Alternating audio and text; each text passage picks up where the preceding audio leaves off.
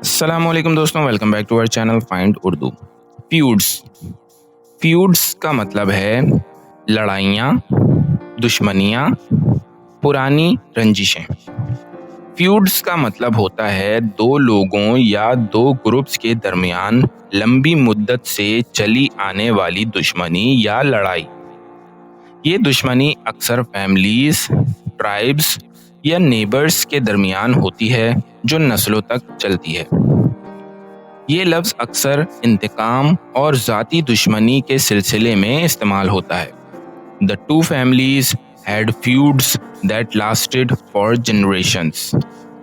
दोनों खानदानों के दरमियान दुश्मनियाँ नस्लों तक चलती रहीं। तो दोस्तों, फ्यूड्स का मतलब है लंबे अरसे तक चली आने वाली दुश्मनी जो पर्सनल या ख़ानदानी लड़ाई के रूप ले लेती है। उम्मीद है अब आपको फ्यूड्स का मतलब समझ में आ गया होगा।